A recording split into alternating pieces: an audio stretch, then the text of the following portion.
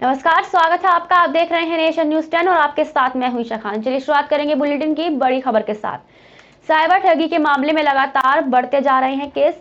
जयगंज के एक युवक को कॉल आया, उधर से ठग ने पेटीएम अकाउंट में गड़बड़ी की बात कही और फिर रुपए ठगने का प्रयास भी किया। युवक ने समझदारी दिखाई तो ठगी से बचा और पुलिस शिकायत पर जांच में आरोपी गोवर्धन क्षेत्र के निकले। बता दें, क्रेडिट कार्ड ऑफर करते हुए बैंक खाते और पेटीएम अकाउंट संबंधी जानकारी लेना शुरू किया। युवक उनकी बातों में आ गया और पेटीएम वॉलेट से रुपए पार कर दिए। आसानी से ठग घटना को अंजाम देकर दूसरे राज्य में प्रवेश कर जाते हैं और पुलिस से बच जाते हैं। इसे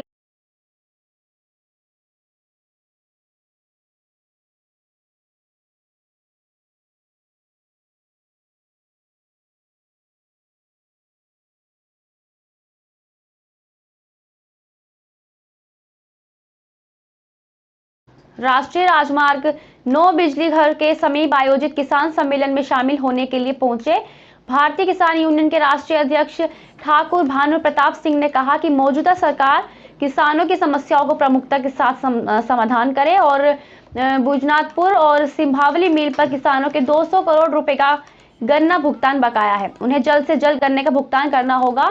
साथ ही कहा कि हमारी कुछ मांगे हैं जिन्हें लेकर हम भागदौड़ कर रहे हैं और सरकार आगामी लोकसभा चुनाव से पहले अगर किसान आयोग का गठन नहीं करती है तो भारतीय किसान यूनियन आंदोलन के लिए भी तैयार है। किसान आयोग में कोई भी राजनेता शामिल नहीं होगा।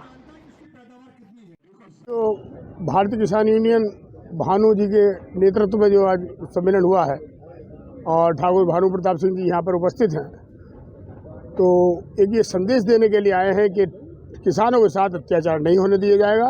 चाहे किसी भी प्रकार का कोई मामला होता है, उनकी फसलों का जो उचित मूल्य होगा वो दिया जाएगा। इसी की मांग को लेकर के वो अपनी बात रखने आए हैं।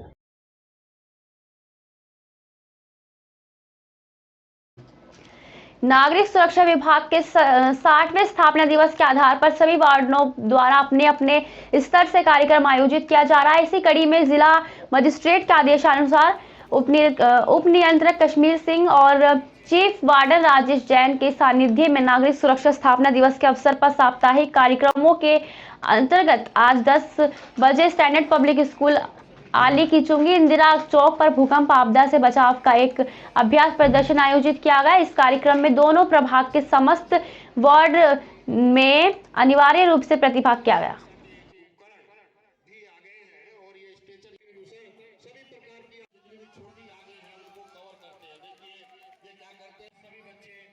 सहारनपुर में अज्ञात कारणों के चलते लकड़ी से भरी दुकान में आग लगने को मामला सामने आया है। दुकान में रखा सारा सामान जलकर राख हो गया। सुबह 3:30 बजे के करीब अचानक आग लग गई थी। बता दें, मौके पर पहुंची पुलिस और फायर ब्रिगेड की टीम ने आग पर मुश्किल काबू पाया, लेकिन दुकान में आग लगने से करीब 10 लाख रुपए का नुकसान बताया जा रहा है। सरसावा कस्बे के नाकुर रोड पर यह पूरा मामला बताया जा रहा है।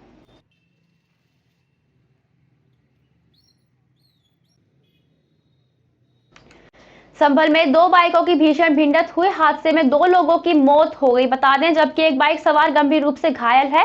घटना राजपुरा थाना इलाके की बताई जा रही है, जहां पर महाराजा होटल के पास की है और तेज रफ्तार 2 बाइक टकराए थे।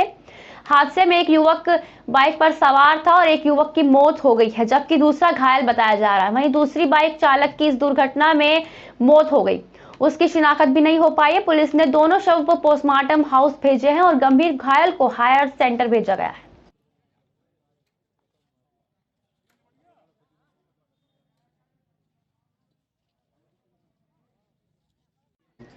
सूरत में उत्तर भारतीय सर्व समाज द्वारा श्रीमद् भागवत कथा ज्ञान यज्ञ की शुरुआत हुई। बड़े ही धूमधाम से कलश यात्रा निकाली गई। आपको बता दें कि इस कलश यात्रा में सैकड़ों की संख्या में महिलाएं कलश यात्रा में शामिल हुई।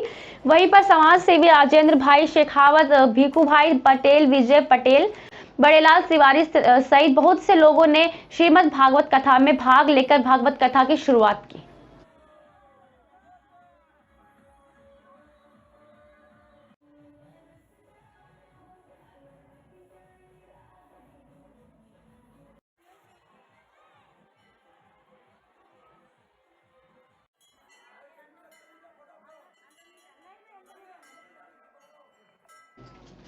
राष्ट्रीय राजधानी दिल्ली में हवा की गुणवत्ता बेहद खराब श्रेणी में बनी हुई है। बता दें, वायु गुणवत्ता और मौसम पूर्वानुमान और अनुसंधान प्रणाली के मुताबिक सोमवार सुबह AQI लेवल 372 श्रेणी में दर्ज किया गया। ग्रेडेड रिस्पांस एक्शन प्लान के पहले और दूसरे चरण की सख्ती के बावजूद दिल्ली NCR में प्रदूषण की रोकथाम में खासी सफलता नहीं मिली। दिल्ली के ज्यादातर क्षेत्रों में हवा की गुणवत्ता गंभीर श्रेणी में पहुंचने के कारण शनिवार शाम वायु गुणवत्ता प्रबंधन आयोग की आपात बैठक हुई। इसमें कहा गया कि अभी अगले कई दिनों तक दिल्ली में हवा की गुणवत्ता गंभीर और बेहद गंभीर श्रेणी में रह सकती है।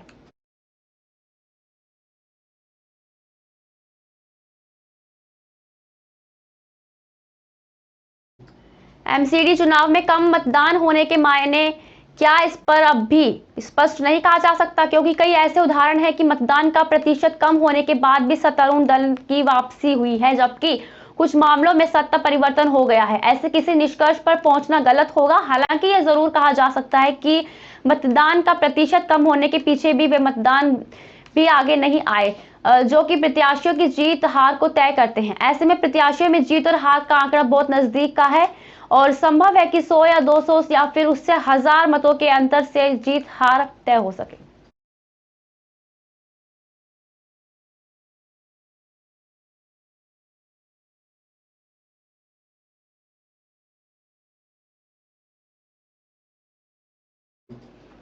अल्मोड़ा जिले में रामदत्त जोशी संयुक्त चिकित्सालय रामनगर द्वारा मोहान चेक पोस्ट पर निःशुल्क स्वास्थ्य कैंप लगाया गया। स्वास्थ्य कैंप बुखार, खांसी, जुकाम जैसी बीमारियों के मरीज वहां पर पहुंचे और जिसमें खून जांच आदि स्वास्थ्य सुविधा का लाभ ग्रामीणों को दिया गया। ग्रामीणों को निःशुल्क दवा दी गई। ग्रामीणों का ये कहना है कि इस तरह कैंप लगने से ग्रामीणों को काफी लाभ मिलेगा।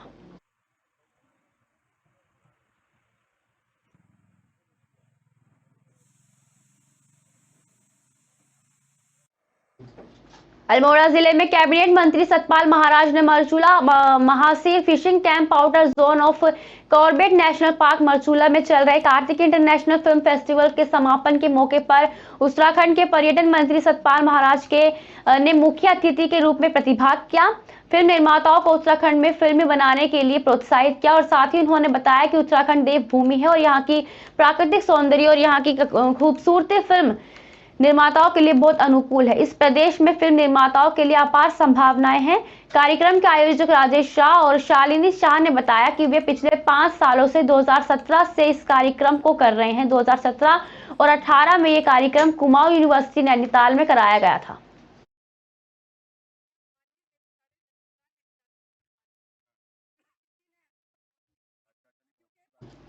खबर जनपद चमोली से, जहां शुक्रवार को अपने घर पैदल जा रहे 38 वर्षीय हेमा देवी और उनका 15 वर्षीय बेटा नदी पर बने लकड़ी के कच्चे पुल को पार करते हुए पैर फिसलने से नदी में बह गया। बता दें, राजस्व उप निरीक्षक प्रमोद नेगी के नेतृत्व में राजस्व टीम घटनास्थल पर पहुंचे और जहां ग्रामीणों की मदद से दोनों को नदी में खोजा गया। नदी के किनारे कुछ दूरी पर पत्थरों के बीच फंसी महिला को तो निकाल लिया गया, लेकिन तब तक उसकी मौत हो चुकी थी। यहाँ का सफर पैदल होने के कारण SDRF की टीम भी देर शाम को ही घटनास्थल पर पहुंच पाई।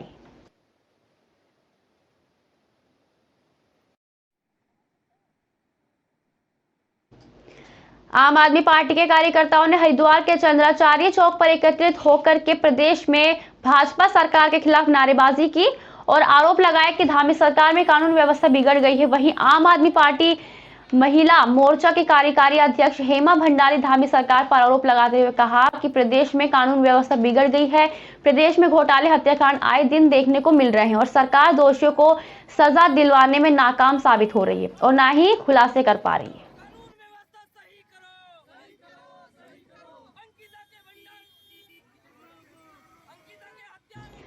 सेवा भारती के कार्यकर्ताओं ने श्यामपुर कांगड़ी में स्थित सिद्ध स्रोत आश्रम में वन विकार कार्यक्रम के अंतर्गत वन और उसके आसपास में रह रहे छोटे छोटे बच्चों को आश्रम में एकत्रित करके उनको देशभक्ति, सामाजिक ज्ञान, भारतीय संस्कृति आदि जैसे विषयों का ज्ञान दिया और सिद्ध स्रोत आश्रम के स्वामी ने बच्चों को गर्म कपड़े वितरित कर अपना आशीर्वाद प्रदान किया।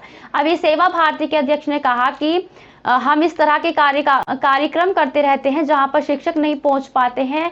हम वहां जाकर के बच्चों को अनेक विषयों का ज्ञान देते हैं और हम अलग अलग क्षेत्र और विषयों पर कार्य करते हैं।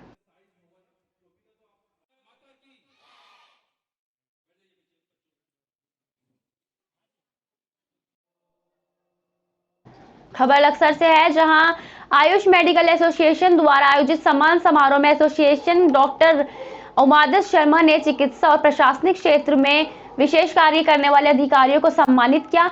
इस मौके पर मुख्य अतिथि अपर मुख्य चिकित्सा अधिकारी डॉक्टर अनिल वर्मा ने कहा कि समाज उन्हीं लोगों को दिल से सम्मान देता है जो अपनी ड्यूटी को पूरी ईमानदारी से पारदर्शिता के साथ निभाकर राष्ट्र और समाज हित में उल्लेखनीय कार्य करते हैं। विशिष्ट अतिथि उत्तराखंड आयुर्वेद विश्वविद्यालय के लकी रजिस्ट्रार डॉक्टर राजेश अधानन ने कहा कि राष्ट्र समाज की तरक्की उन्नति के लिए शिक्षक की महत्व जरूरत है।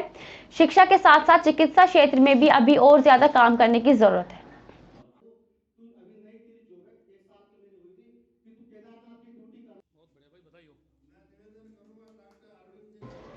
एनटीपीसी सिंगरौली में विश्व दिव्यांग दिवस का दिव्यांगजनों को लेकर आयोजित किया गया। सामाजिक आर्थिक राजनीतिक अधिकारी के प्रति जागरूक करने और दिव्यांगतों के मुद्दे पर आपसी समझ बढ़ाने और गरिमापूर्ण जीवन प्रदान करने को लेकर एनटीपीसी सिंगरौली में आयोजन किया गया। इस अवसर पर सभी दिव्यांग कर्मचारी का अभिनंदन और सम्मान किया गया। सम्मान समारोह में दिव्यांग कर्मचारी ने अपने विचार रखे।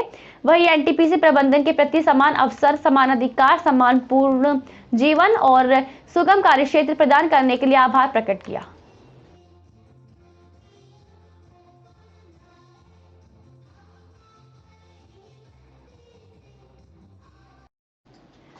किसानों के लिए ये अच्छी खबर चमोली जिले से है, जहां प्रधानमंत्री फसल बीमा योजना के अंतर्गत 1 से 7 दिसंबर तक जिले में फसल बीमा सप्ताह मनाया जा रहा है। किसानों को फसल बीमा कराने के लिए जागरूक करने के लिए उद्यान विभाग के द्वारा प्रचार वाहन के माध्यम से जिले के सभी विकास खंडों में प्रचार प्रसार किया जा रहा है।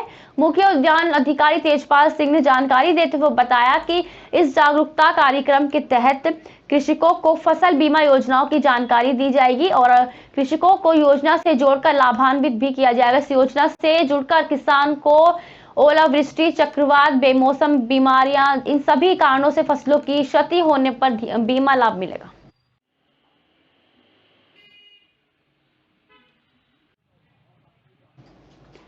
जोशीमठ में राष्ट्रीय ग्रामीण आजीविका मिशन के तहत में रविवार के दिन संडे मार्केट के तहत महिला समूह को स्थानीय उत्पाद, ऑर्गेनिक खेती में की फसलें और हाथों से बनाए हुए ऊनी वस्त्र सहित तमाम किसानी कार्यों के लिए एक बाजार की शुरुआत की गई, जो कि जोशीमठ के खंड विकास कार्यालय के समीप ही रोजाना हर रविवार को लगाया जाएगा। इसका मुख्य उद्देश्य ये है कि महिला समूहों को अपने उत्पाद बेचने का एक बाजार उपलब्ध हो पाएगा और क्योंकि अब तक महिलाएं अपनी सब्जी, दाल, फसल, हर चीज की बेचने की परेशानी रहती थी, वहीं आज इसकी शुरुआत जोशीमठ से हो चुकी है।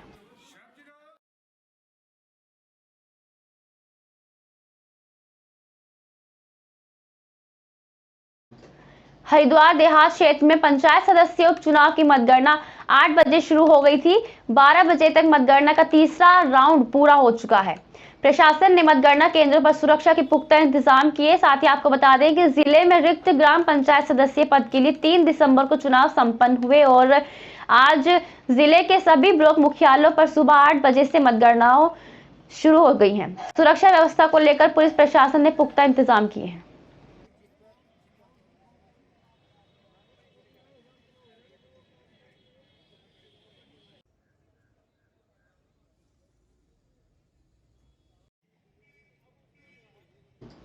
आज के लिए बस इतना ही। देखते रहिए मेरे साथ नेशन न्यूज़ 10।